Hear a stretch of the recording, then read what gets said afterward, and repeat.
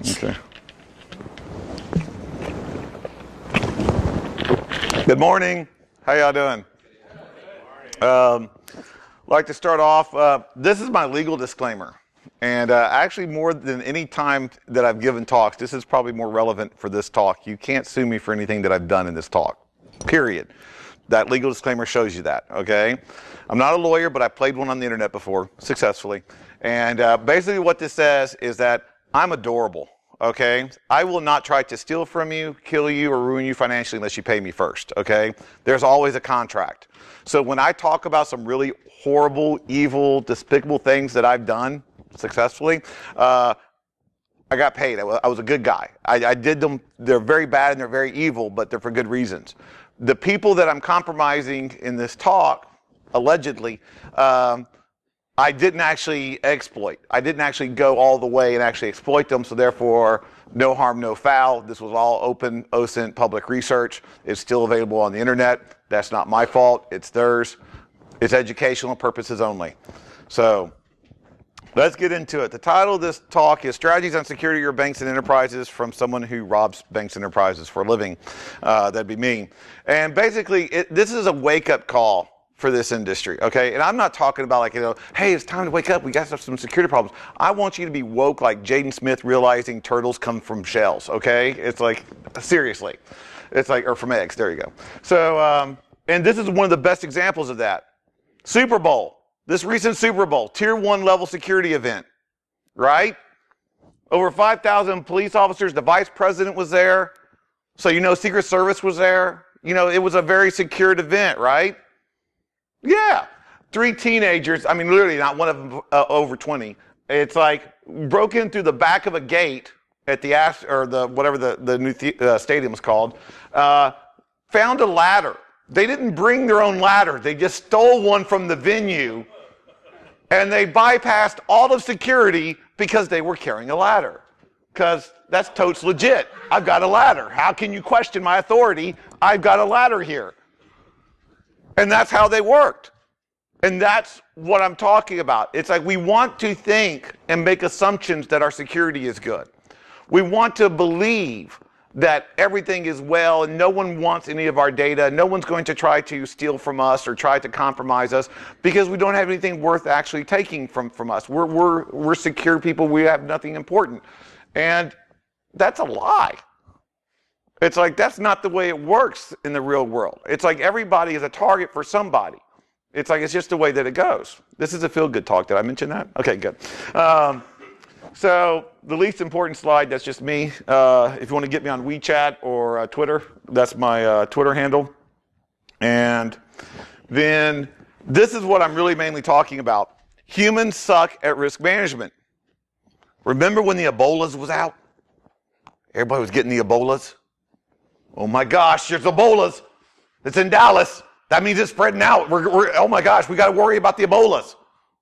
How many people died from Ebola in America? 2 people. That same year, and it's an unfortunate event that those 2 people unfortunately died from Ebola, over 55,000 people died from the flu and pneumonia. But Ebolas, it sounds scary.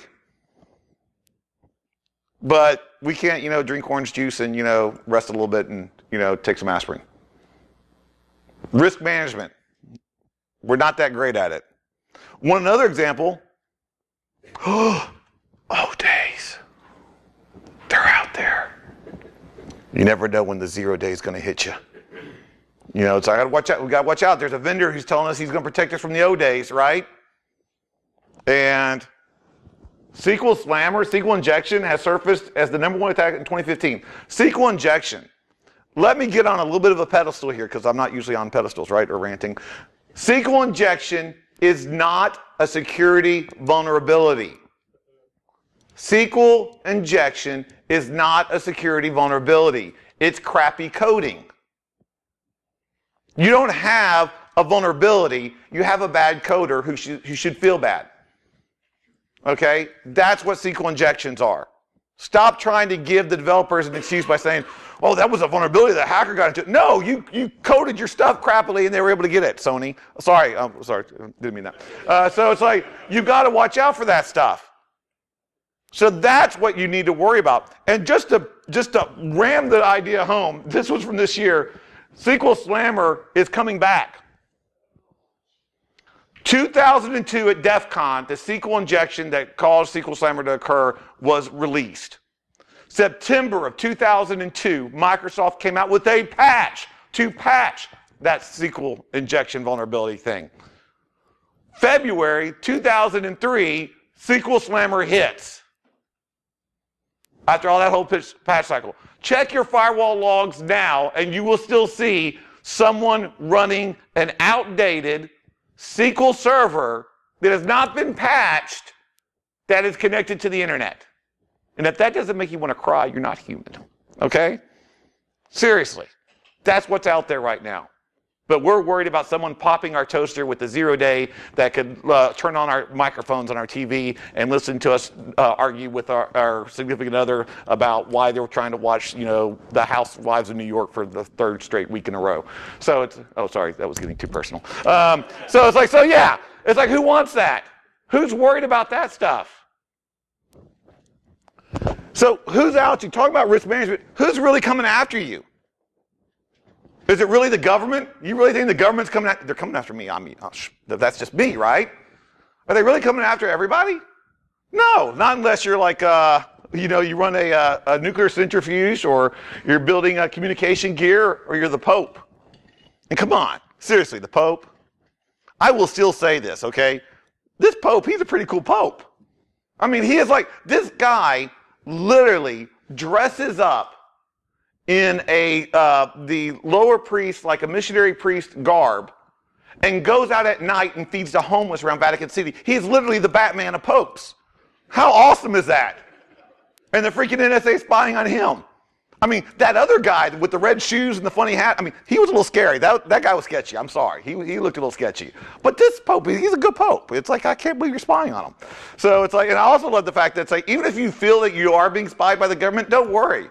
Because just like everybody else, including your parents and relatives, they're still using really, really horrible bad passwords, as you can tell from the Vault 7 leak. 123 ABC lowercase DEF. They got you on that one. That's the government dollars at work right there, people. Okay? Security. It's like, so you don't have to worry too much about that. But who else do you have to worry about? Anonymous. Uh-oh, lulsec coming for me, Well, not really. I mean, because I love if any reason you have to feel concerned about Anonymous coming after you or an hacktivist group coming after you, remember it's the same group that vowed to say that could the hacker group Anonymous do any real damage for Donald Trump's campaign as it is threatened? And we know the answer for that one. So, not as effective as they'd like to be. But who really is coming after you? How about criminals? How about people who are making money off of it? How about people who are actually benefiting from the actual your vulnerabilities, your threats? Yeah, I think that's who you should be worrying about. Because at the end of the day, it's not going to be the nation state, it's not going to be the hacktivist, it's going to be the person who directly profits from your failures in security that are going to be going after you. So let's delve in a little bit deeper to that. And the best, to have one of the worst breaches in history, how unfortunate it is to actually have your name target. It's like, that was just like too on the nose. It's like, Home Depot's was a really bad thing, but no one talks about, there's not many jokes about, pwning Home Depot, but literally, don't become a target. You're like, don't be target.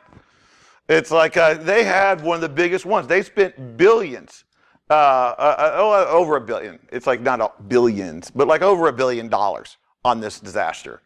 Still, and how did it happen? Their HVAC company. It's like, oh wait, hold on. I got a laser pointer.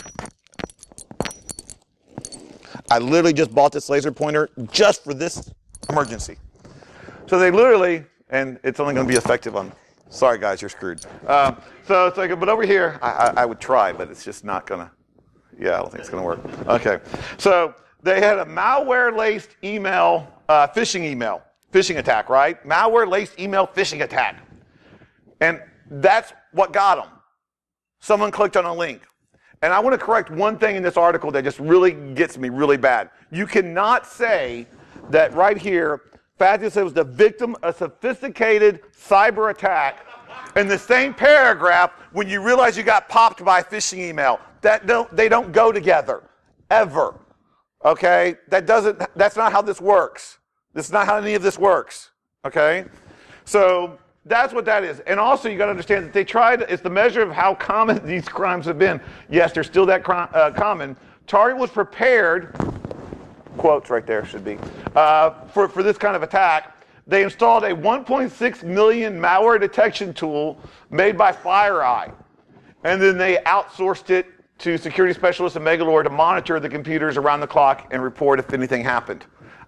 Spoiler alert, they didn't. So that's how that occurred. It's like Target was having defense. Target was doing things that were defending its company, defending its network. Target was doing some of the things that were right. But did it matter? Because the guys didn't go after Target. They went after one of the trust relationships that Target had, compromised them, and that's all it took. Because Target trusted everything that went inside its network instead of being a little distrustful on that. So now the next part, I want to talk about defense. I want to talk about things, how you can defend your network. But there's a problem with that. People don't really take it to heart when you talk about how you can defend it because people are like, well, I don't have to worry about that. We've got a lot of good protection in our company. We're very well protected. It's like, that's some good advice, Jason. We'll see about that. So I decided to do something different on this talk. I decided to show you how arbitrarily and horrible things can get. So this next thing is my demo. It is random and arbitrary. It is random as your parents getting gunned down coming out of a movie theater. It is as horrible as seeing your uncle shot right out in front of a liquor store. Okay, it is literally as random as an astronomical event taking out your planet. Yes, those are all origin stories. So yes, that's how bad it's just going to be. It is not anything that I've done colluded where I'm like, oh, I'm going to plan this out. I literally started with Google like most evil things usually start out with, okay? I Googled it. So what I Googled was biggest bank in Indiana. And I got a list. And then I saw this list, I saw a name. And this is all it took. I'm not even joking. I did not go to any other bank. I did not try to find the easiest bank to go for. I literally picked one bank and I stuck with it. What is a Fifth Thirds? I mean, I'm a high school dropout, so I mean, maybe that's an algebra or geometric equation that really makes sense. But what's a Fifth Thirds? I have no clue. But you know what? They're really good with Fifth Third identity alerts and Fifth Third identity alert premium. And I'm like, that's a good enough reason to go after you. So guess who I targeted? Fifth Thirds. So here's some information on Fifth Thirds. You go to earlscan.io.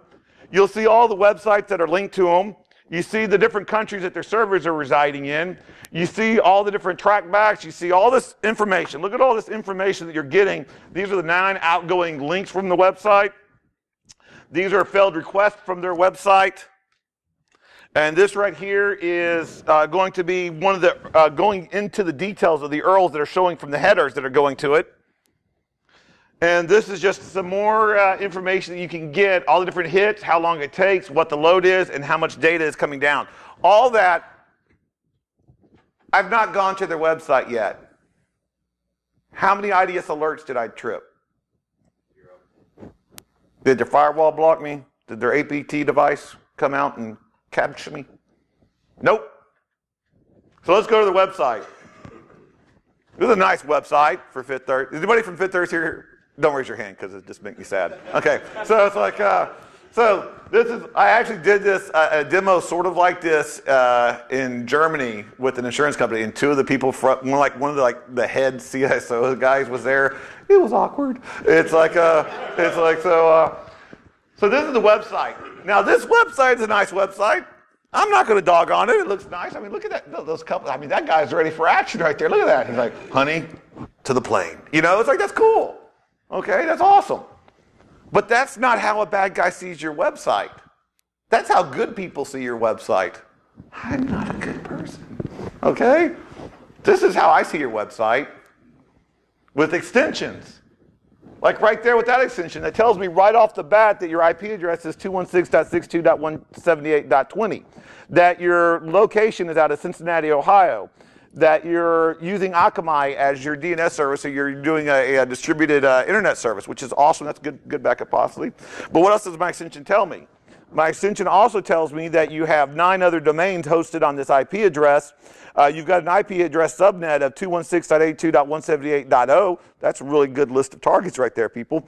And you all go all the way out to 216.82.170, yeah, so the whole range. And what else does it show me? It shows me that the domains are 53.com, rgcrownbank.com, crownbank.com, thecuriousbank.com. That is actually curious Earl to have for a bank, but then again, they're fifth thirds. R-C, Crown Bank, Capital Bank, NA, 24, HR. So these are also probably other banks that they've acquired and other domains. But are all those web pages coded properly? Do all those pages made by the same team? Maybe, maybe not. All I know is I've got more targets to look at now. I started with one website. Now I've got a list of a whole bunch of others to go after and see if I can go something. And I have a whole bunch of IP addresses to go after. And when I mean a whole bunch of IP addresses, quite a few of them, because look right there, 216.82.178.21 has got 99 domains on it. Yay! It's like, I've gone from like going, oh, I've got this one little window of opportunity to like, oh, look at this huge barn door. Oh, is it open? Let's jiggle the lock and see. That's where it goes from. So I also have right here, their mail servers. 216.82.180.36, 31, 40, 100. That's awesome. That's telling me that they're actually doing in-house IT. That those servers are inside their network. Nothing bad could happen with that. I'm lying. The other one is I see that they're not doing any adult hosting, which is good. No hacker or spyware yet. And they've got no open proxy. Also, they're using HTTP and HTTPS because, duh, they want to be on the internet. But everything else is closed. I also see that I'm not making things that are bad or good. I'm just reporting things. So I'm reporting the good fact is that they've actually got a pretty good who is information. They've made it generic. They put it.dnstech.bankcorp@53.com for their contact. And that 5300 means it's probably to a generic line. That's a good way to do it. They actually did a good who is contact information. We'll talk about that a little bit later. Because when I'm doing social engineering engagements, I love the who is contact information because that's how I usually get an employee's name, an employee's valid email address, an employee's valid phone number, and an employee's valid address, which is a good place to start when you're trying to compromise people. So they actually did really good on that one. So it's not all bad. So now, how many IDS alerts have I tripped? How many APT, zero box, blinky lights, activating on the future retroactive synergy of the internet did I trip? None. So now I'm actually Googling my actual target, Fifth Third Bank, right there. And I love this. I love when this pops up.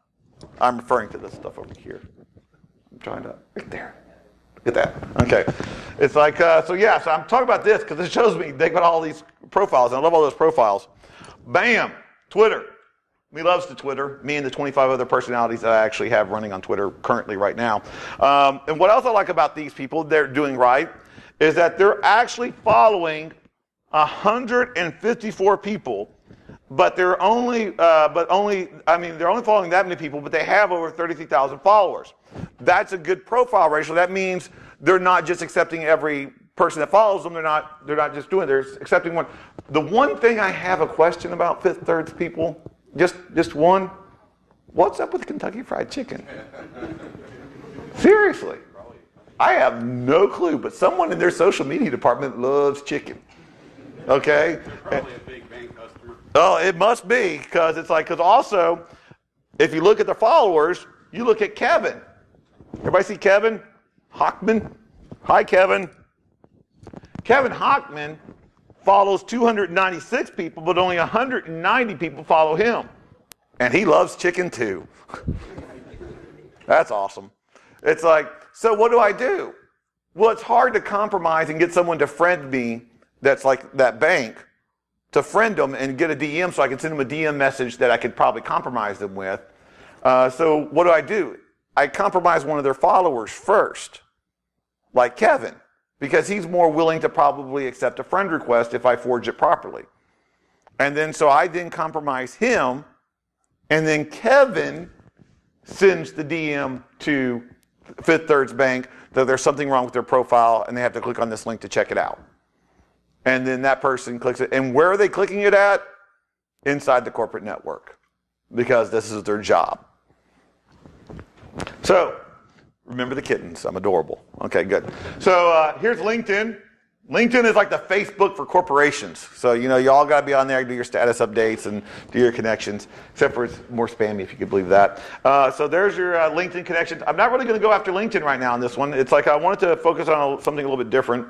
Their YouTube channel. One of the things that I do want to notice and make note of is that notice a common reoccurring picture. So if I create a phishing page, I'm pretty sure someone's going to bite if I just plaster that picture on there, right? I mean, it's a lovely, this is nice people just having a good conversation. Someone just told a really awesome joke. It's not me, obviously, but still, they're there and they're having a good time. And they are very social media savvy. But seriously, Google Plus? What? And I like the fact, if you have not posted since 2015 on your Google Plus, just take it down. It's just an embarrassing amount, okay? It's like, come on, that's that. It's like you're hurting Google's feelings as well as people that are actually refreshing, looking for content on it, okay? That's just not a win-win situation for anybody. So let's not do that. But we got Facebook. Oh, here we go. Now, anybody here use Facebook? Don't raise your hands. That's another one. I use Facebook all the time. All my stuff is public. It's like I don't believe in like hiding things, and it makes it easier for the government agencies that are following me because I'm trying to be helpful.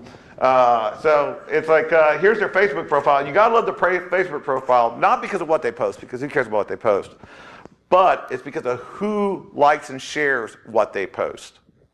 Because we all know, we all got a Barbara, right?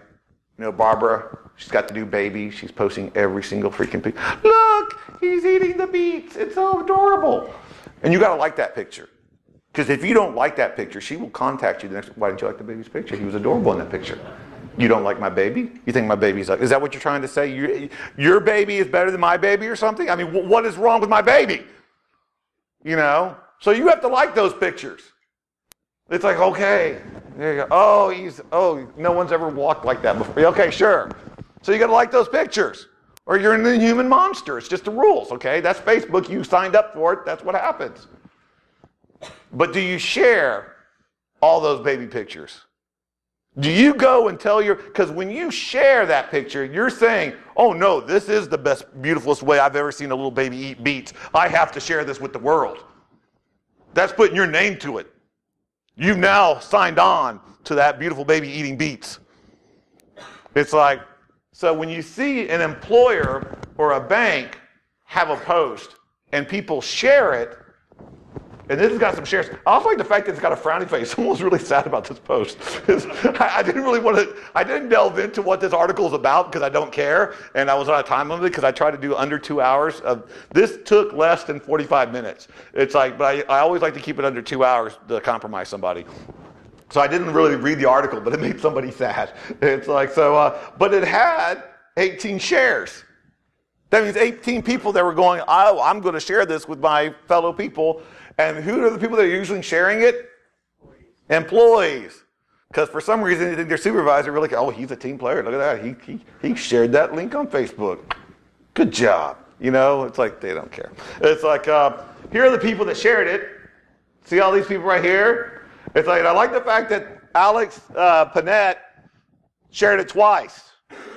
Okay? I didn't go after him because he scared me, because he shared it twice. I'm not really dealing with that kind of person. I don't want him coming back to haunt me. Okay? The very next person was Jeff Rogers. You know, Jeff Rogers, you know, like Buck Rogers and I'm old. So that was a great show. So that's who I targeted. There's Jeff Rogers.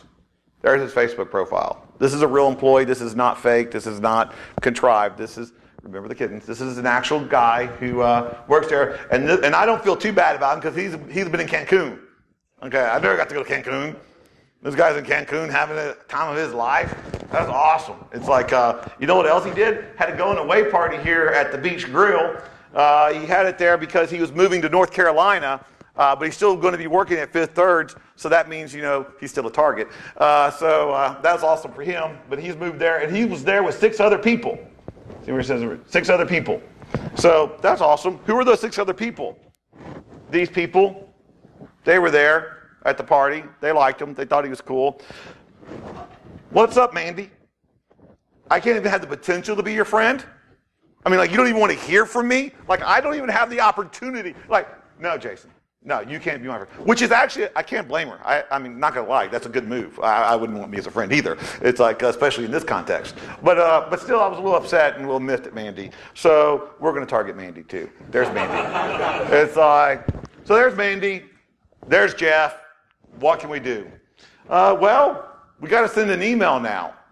I got to send an email to Mandy, and I'm sending it as Jeff.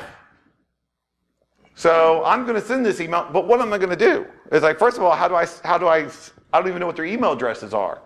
How can I find out how they even do their email addresses? Because they may have like different naming conventions. Oh, there's an app for that, or website, you know, email-format.com. I just type in 53. That's 53. That's not 5 thirds. That's 53. Make up your minds. Okay? So 53.com, and look, they tell you exactly how it's done. That's how their email addresses are. They give you a list of people who have used that email address format that way on these websites, which is another list of targets. So now we get into it. This is the bad part. I'm a bad guy. I have broken into a building in a wheelchair holding boxes. And you're saying, Jason, that's a horrible thing to do. I'm stealing from you. Like I care. I'm a bad guy. That's what they do. Really horrible, crappy things. Okay? We're not talking about, it's like, there's no bad guy going like, you know, it's like, oh, I've got to rob you, sir. It's like, I'm sorry about the gun. It's totally overkill. I mean, no, sorry about that. Don't mean it that way. But I need all your money right now. It's like, please disregard this, except that I'll kill you if you don't give me your money. Who does that? Unless you're getting mugged in Canada. Okay? It's like, I mean, come on. It's like, they're bad guys. They're doing bad things. So, I need them to click on the link in my email. What do people click on in emails?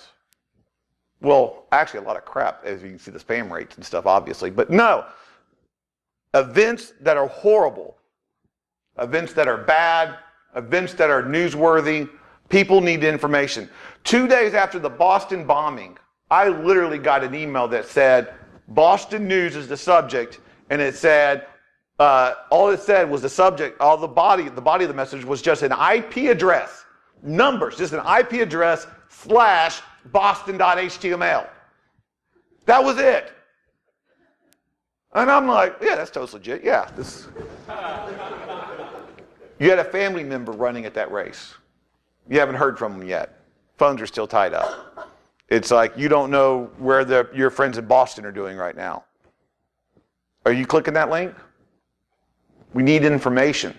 When a terrible event happens, you need information. Scammers create fake relief sites on the internet before Red Cross is even on the ground to that situation because it makes money. So it's not just me. There's really bad people out there. Okay, I'm just imitating one. So I send this email. I send it to Mandy Joe. See, it's red because, and see, he's in the actual BCC field because I didn't send this email. I wasn't paid to do this. I'm doing it for the lulz, sort of. It's like, but I'm like, this is a demonstration. No one was actually received this email. No one got sent this. It said, shocking news has me worried. Take care. Those are 3 exclamation points. When you've got 3 exclamation points in an email, that means business, okay? 2, you're really excited about it. 3, oh my gosh. If it's 5, I'm not even, that's just, yeah, I won't go there, okay? So, hello, Mandy. It was great seeing you last month at the Beach Grill. It was a great going away party that I'll always cherish. Still trying to get back in gear after the Cancun trip and moving to North Carolina. I was mainly writing to you after reading about the further horrors of the Delphi murders and the ones that just occurred just down the street from you, then bad link. I am going to suggest that the bank take some proactive roles in escorting people who requested to their cars at night. These events are so tragic and that it seems that it's continuing is frightening indeed. Please stay safe, and we'll also be posting some staying safe guidelines on my Facebook. Take care, Jeff Rogers, sent from a mobile device. At any time did I tell her to click the link? Did I tell her that was a link she needed to click? How would they not click the link? Just to see what the news is. Just to get more information on a horrific event that may impact them. That's how attackers operate. That's why bad guys are successful. Because they know how to do that. Because no matter how much your defenses and your blinky boxes are working, there's always going to be a human that can say yes or no. See, everybody got quiet. Did y'all forget about the kittens? I keep saying the kittens. Okay, there we go. Okay. That's okay. So, and this is what's going to happen. There's an uptick in social media base. Your employees are your greatest asset, but when it comes to social media, they can be your greatest weakness. They take pictures, they take selfies and Instagram and Facebook and all the different accounts that they're on that they could be leaking valuable information. I literally, I was at a construction company in New York City, and I showed them, because they had no data to lose, I showed them within like less than 15 minutes how I could take one employee's name from LinkedIn, find out all his information, his home address, find his daughter's picture on his Instagram, the license plate from his car, the construction site that he works at, and show him how I could take his daughter hostage and use him to fire a PF-98 shouldered surface-to-surface missile to the Freedom Tower at the construction site that he had unfettered access to. That went down fast. See, but it was a demo. It was good. I didn't really do that. That would be horrible and bad. It's like, I'm a good guy. So I got to keep reiterating that. I got to remember. This is the first time I've really given a talk like this into the hacking. I'm realizing it's way scarier than I intended it to be. So what do we do? You know, you ever see those talks? This is another pet peeve of mine. This talk is full of a lot of my pet peeves. This is another one of my pet peeves. You get the people that give that talk like, yeah, this is how I trashed it and totally broke that protocol and it's done and I'm done. It's like, it's broken. It's gone. Bye. Excuse me, how did you fix it? Oh, I don't know. It's just tore up. It's like, I just destroyed it. It's like, I don't know if they're going to come out with a patch for it. It's just, but look what I did. I made it worse. And then they usually leave. Nope, I'm not doing that. So hopefully now, after that demo, you realize you need things to help defend your network, correct? You need steps to defend what you're doing and what you're protecting. You don't have to be at the attacker skill level to learn tools and to use automated services that can help you be like the attacker. Because you have to stop building your defenses like you're the one attacking you. You're a good guy. Good guys are building defenses that will keep good guys out. That's awesome. You can go to the next room and see that lockpicks only keep honest people out. Or not lockpicks. Locks only keep honest people out. So we need to start building our defenses like bad guys are coming after us. Because, news alert, they are. That's not fake news, people. They are. Okay? So you can use intelligence. This one's the OSINT framework. Enter your name. Go to these searches and enter your company's name. Start looking at your company like you're trying to attack it. Do certain searches. Do certain searches to the framework. See what kind of information you come up with. If you're working for a bank, Fifth Thirds, seriously, Fifth Thirds should be on IRC, on the undernet, because that's where their credit card information and their BIN numbers of their customers are being traded. They should do that on a virtual machine, on a network that's not attached to their corporate network, and they should expect to get toasted every once in a while, okay? I still get toasted at least once or twice every 3 or 4 months, okay? It's like you have to like start all back over. So it's like it's the internet. It's a scary place. So they should have an IRC channel running, having someone monitoring that. You should be going to pastebin.com and just doing a search for your bank or your company and do searches that mix. You can do just the name of the company, but then also do like carders or card information or banks or breach or vulnerability. Do searches for things like that to see if you're being targeted. They even have news alerts that'll email you when a new pastebin comes up that has your keywords in it. Like this one right here where I did Indianapolis Bank. These are all results. Like this person, Brown Bev of Indianapolis, her zip code 46290, phone number, her card number for her credit card, her expiration date, her CVV number, and the remote IP address that she was at when she was compromised. See how nice I was? It's an expired credit card. So that was good. Okay.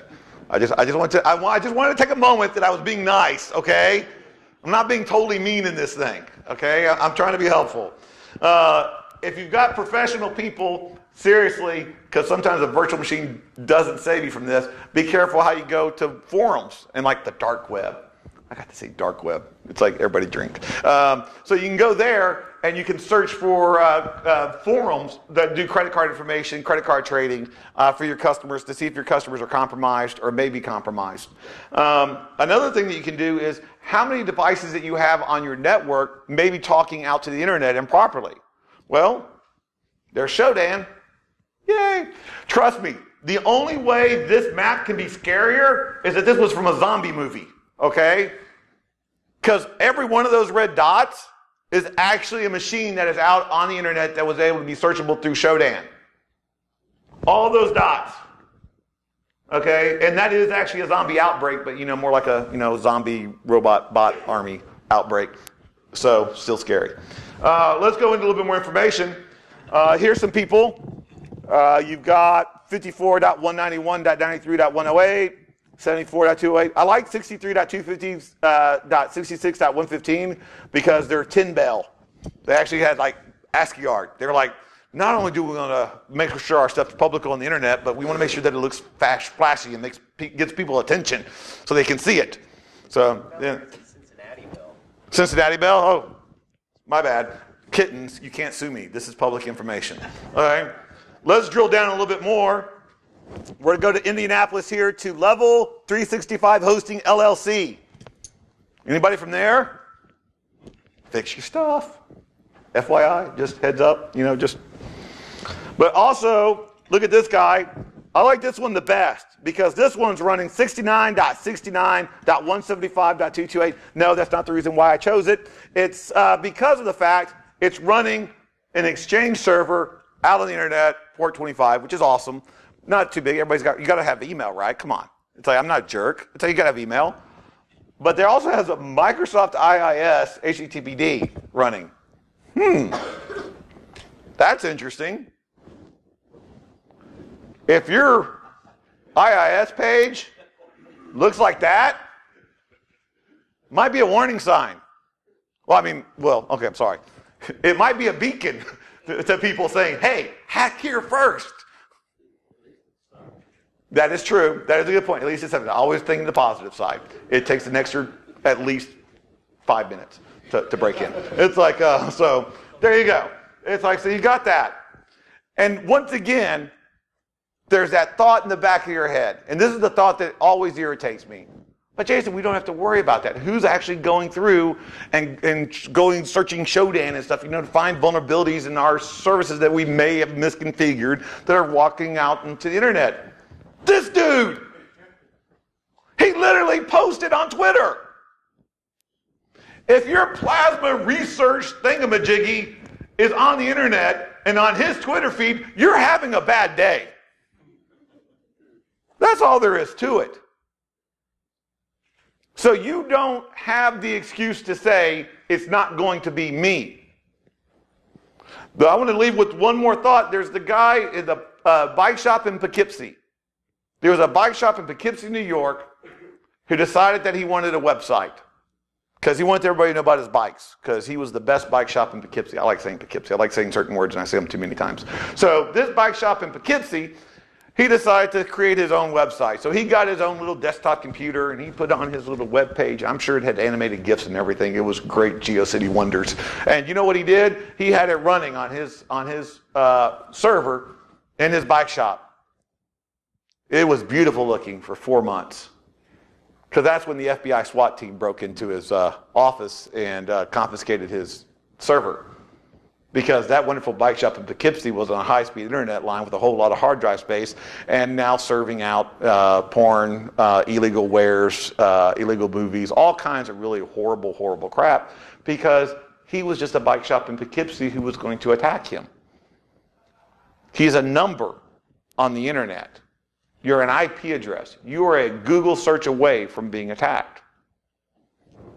Now, not everybody can dedicate team people to do all these searches. So if you, at the very least, try to get a blue team in a box. Try to find something that can help you automate the services of looking like a bad guy. And no, I'm not just doing a plug for mine. It's like there's several others here that you can use that can help you do automated searches, that can help you. I like, out of all these on the thing, I like vThreat the most because it actually mimics an actual exfiltration of data. Because people always talk about worry about trying to protect themselves and we're going to build a wall. It's like it's going to be huge. We're going to make Russia pay for it. It's like firewall. So it's like we're going to build that. It's like, and they're blocking and they're trying to make sure they're going to keep everybody out. And sorry, the walls aren't working anymore. It's like because they're paratrooping in. So it's like, are you watching what's going out of your network? Are you monitoring who's coming in with the valid permissions and what they're doing once they're inside? That's our problem. So you need to, and well, that's what that does, is it mimics that kind of attack of someone exfiltrating data out of your network. And if all else fails, if all these things seem to be out of your control and out of your means of being able to get, Google. Set up some Google News alerts. Because trust me, Brian Krebs should not be your intrusion detection system. Okay? That's just it's almost literally a zero false positives, but it's a guaranteed bad day. So it's like you do not want him to be your intrusion detection. He's a great guy. He cheats at pool, but still very cool person. It's like he's a pool shark and he knows why I say that. So another thing you need to do is let's start talking more about defenses. These are some really awesome tips and tricks. And the first 2 or 3 I stole straight from Mubix, but when I steal stuff, at least I give you credit for it. So Mubix had this one in one of his talks. WPAD. Who has a machine on their network, on their domain, called WPAD? Hopefully the answer is no if you don't have a web proxy server running that by that name. But I will tell you what every attacker's name of their machine is when they register the domain. Their name is WPAD.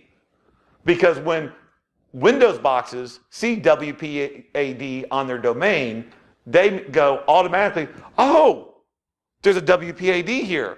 I have to direct all my internet traffic through this machine. That's my web proxy now. Who needs to hack it? They're giving it to you.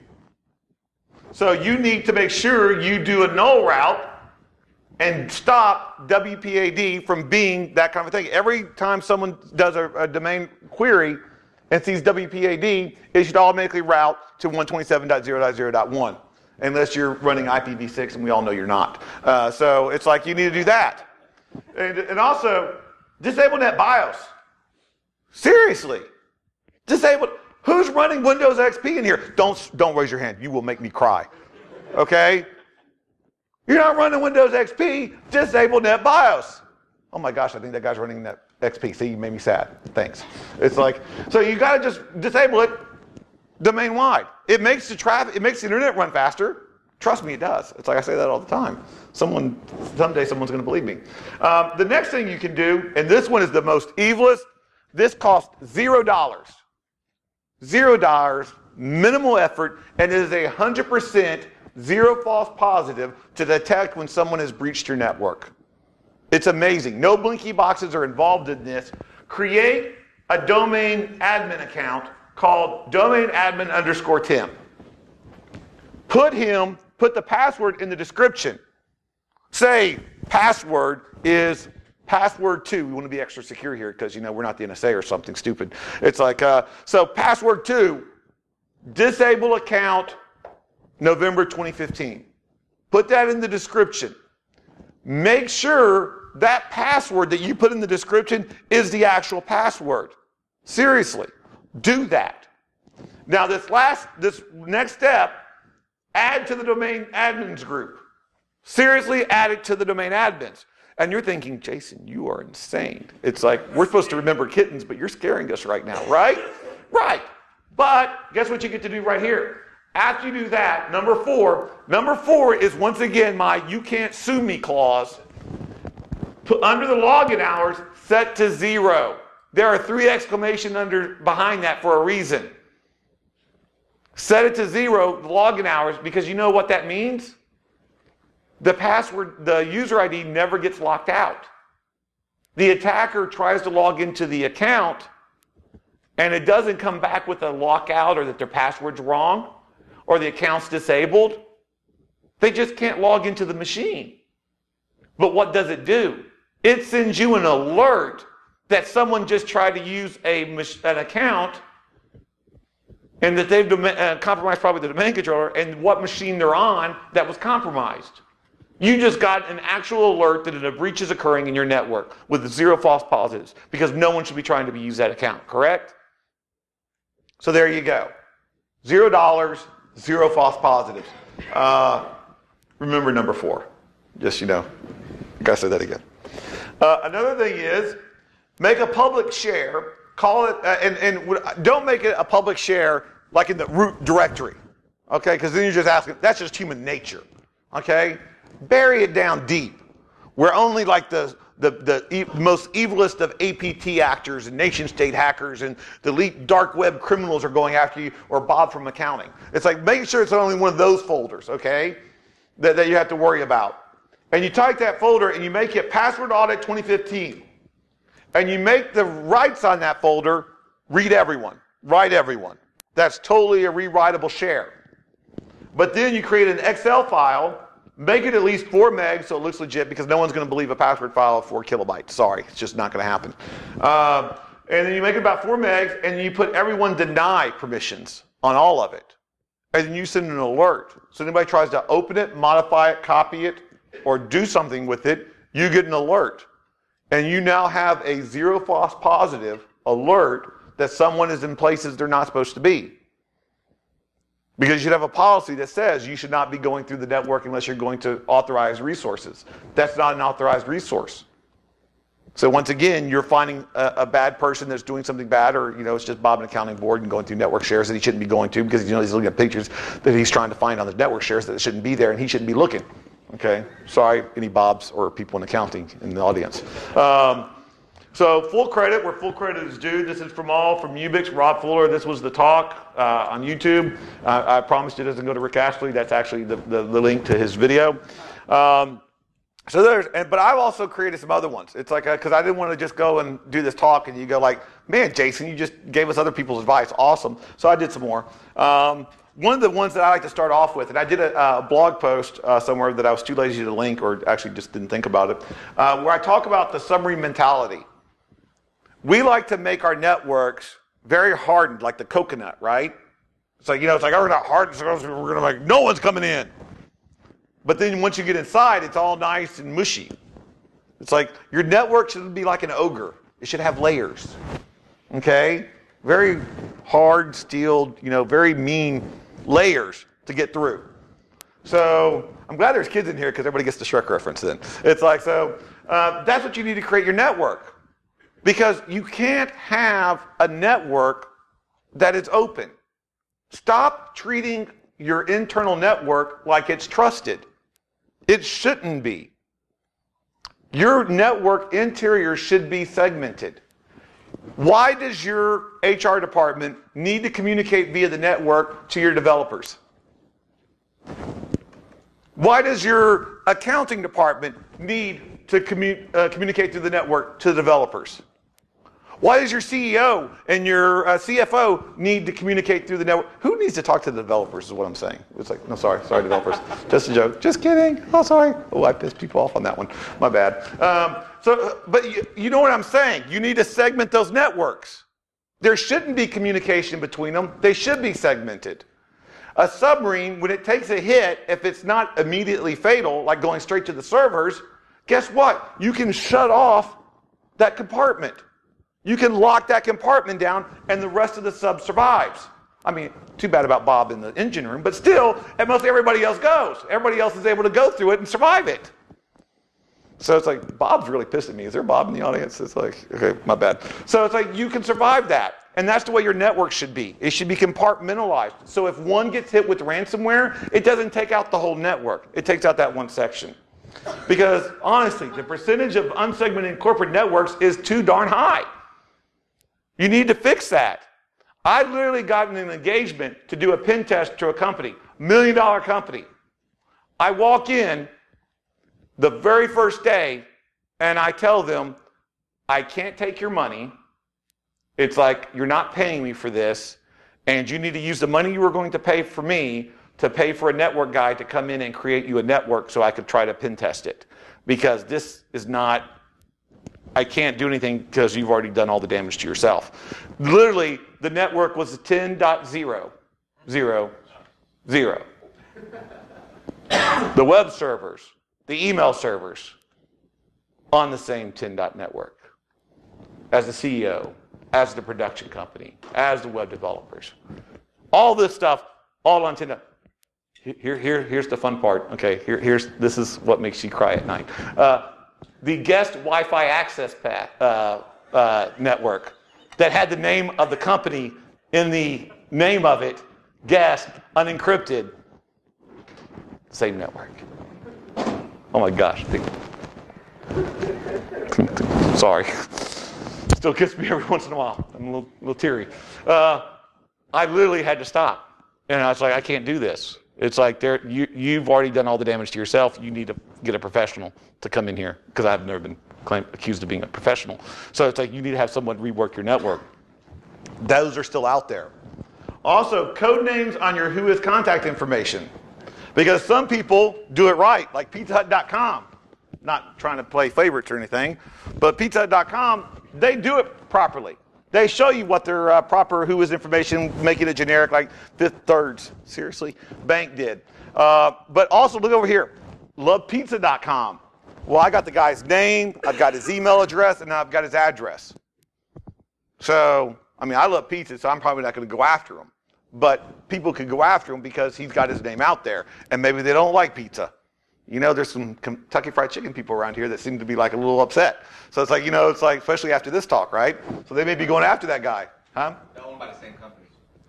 No, they're not, because this Pizza Hut is, but not this ilovepizza.com. Don't be messing.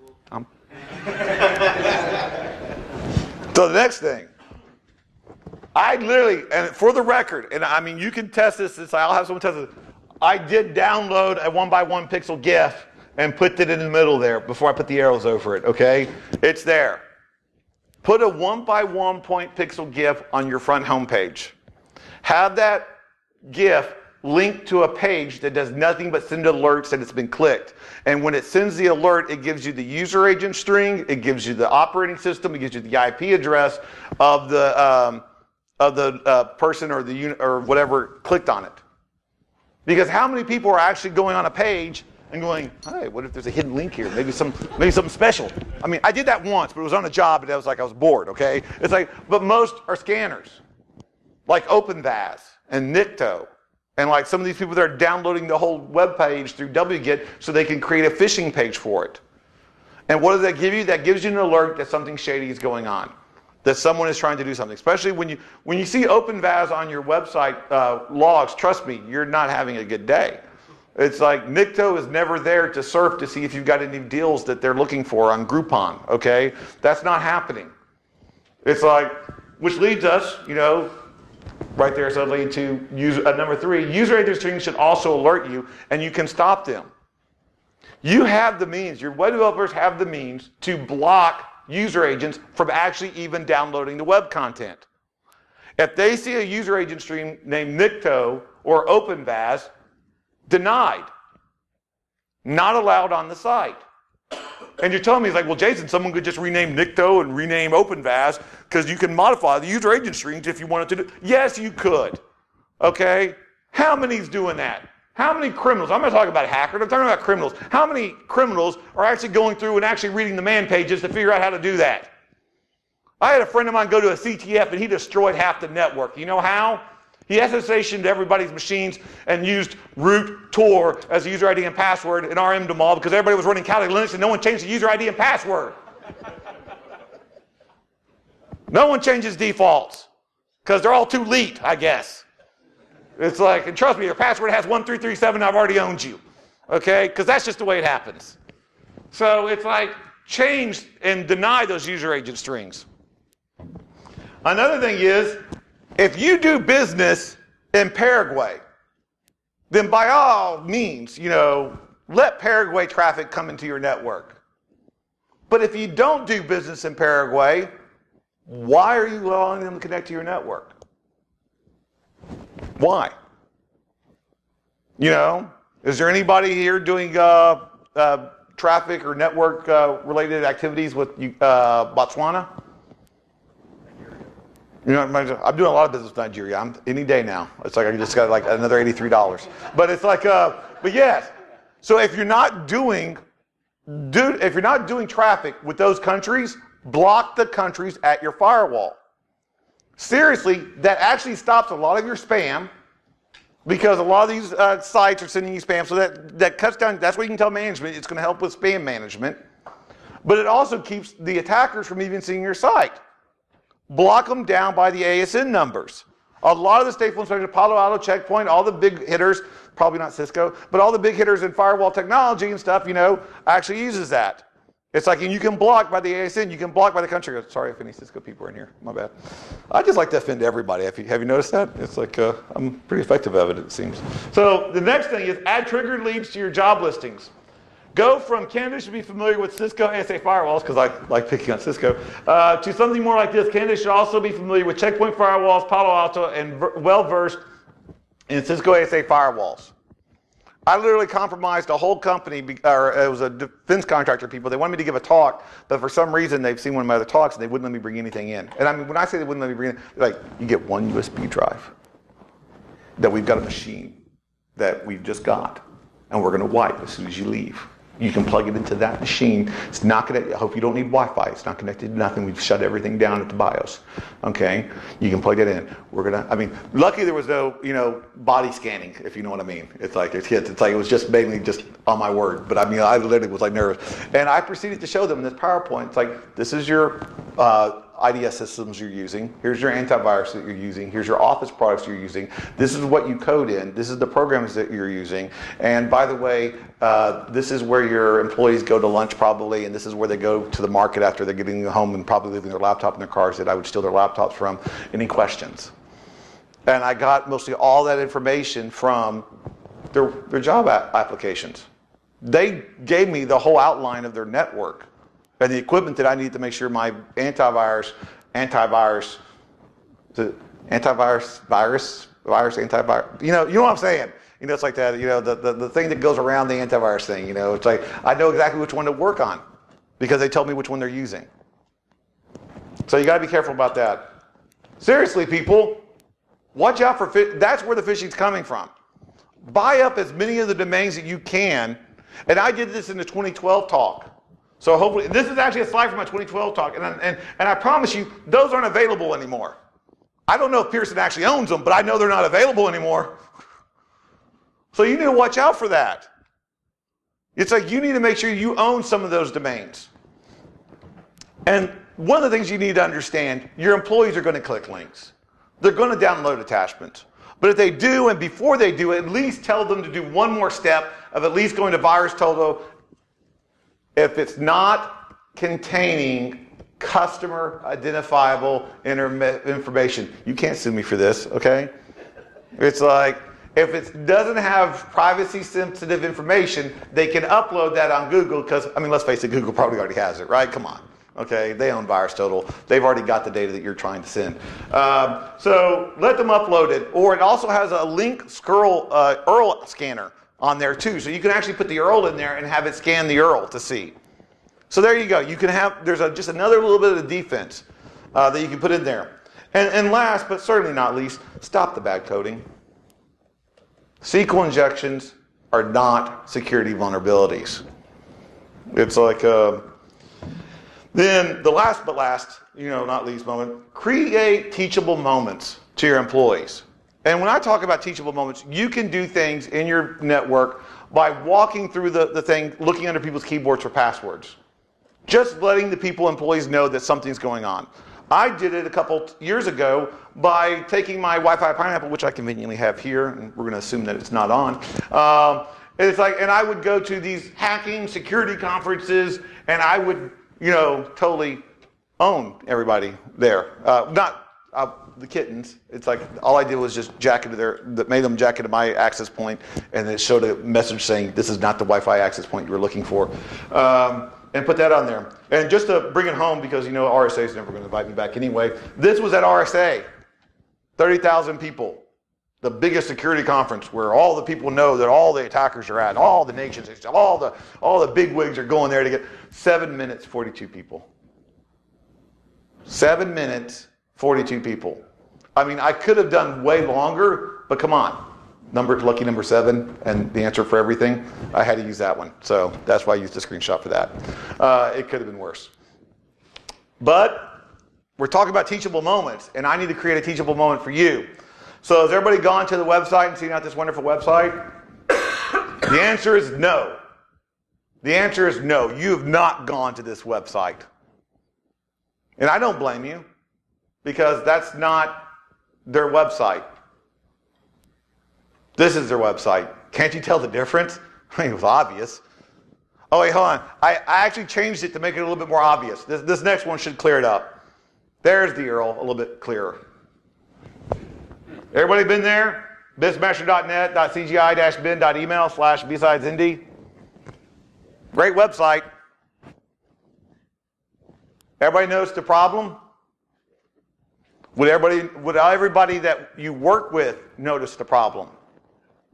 Especially on a mobile device or in an email.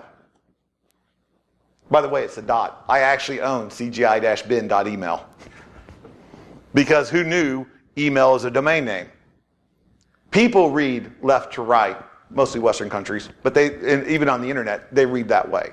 Computers read right from left. So I just create subdomains of any IP address or conference or web or bank that I want to, and then just put .cgi-bin.email, and I'm golden. And you literally, there is nothing malicious on. Like I said, that's a clickable link. You can actually go to that site right now. All you will see is that llama, because in all its glory. It's like because that's all I put on there. There's no malware or anything on there. But don't hack my site, because that'd make me sad. So now we're going to leave on a happy note. And basically, these are all people that did the right thing. Your employees are not your liability. They're your assets if you train them properly and give them the understanding that they're part of your security team.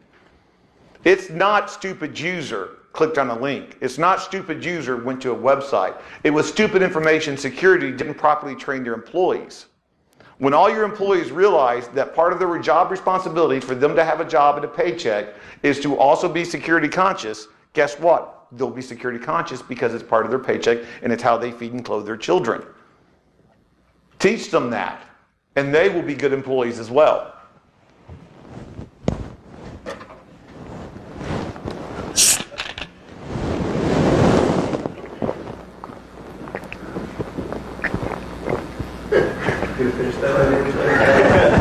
Almost. Dude, that don't lie. I'm done. Thank you.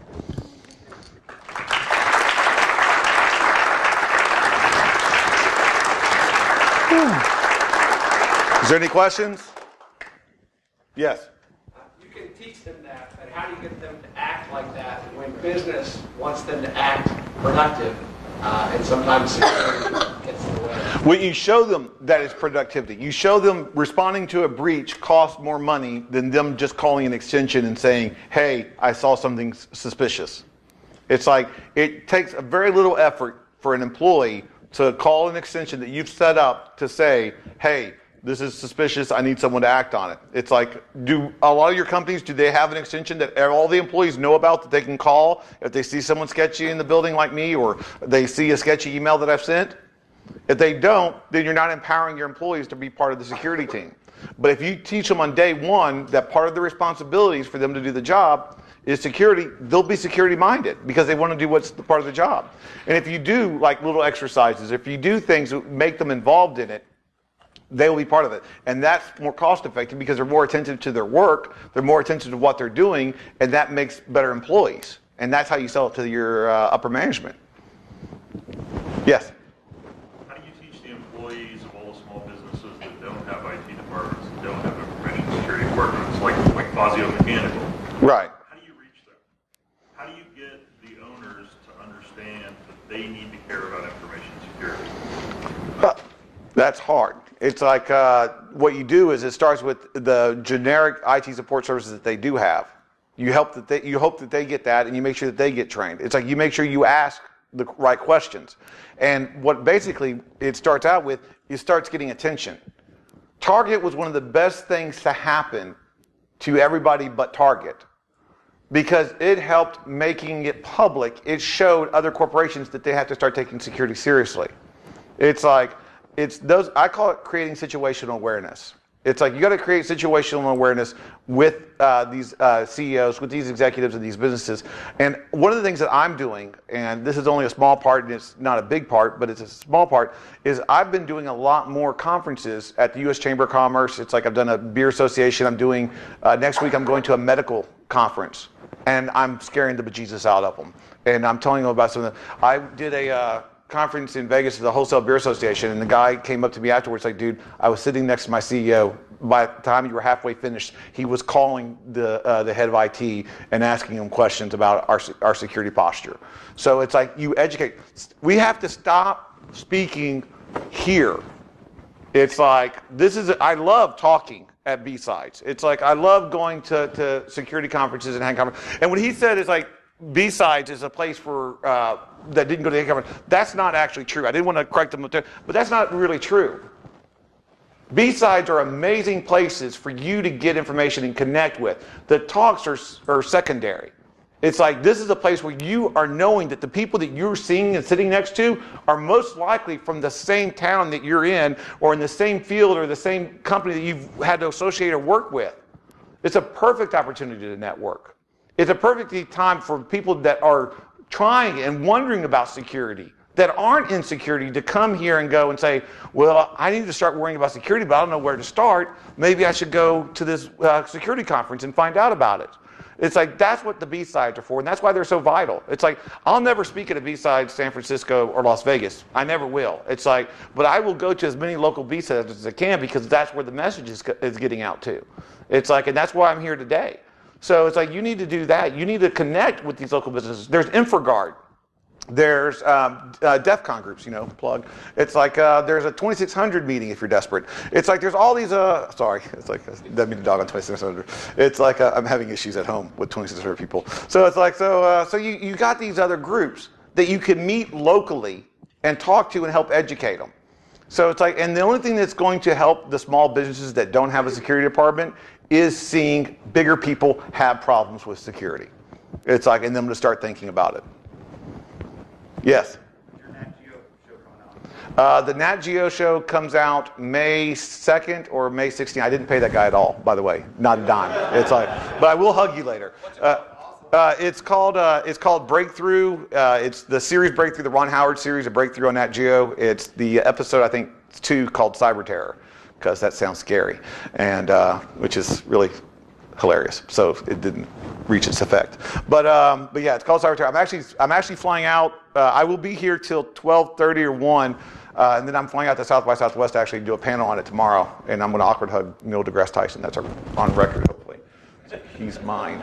But yeah, so that's there. Thank you. Yeah, but that's, and what it is basically, and what I hope it comes out is, once again, it's something to educate people that aren't into information security about some of the dangers. It's like, so hopefully they get that point. Yes, any other questions? Yay! Thanks.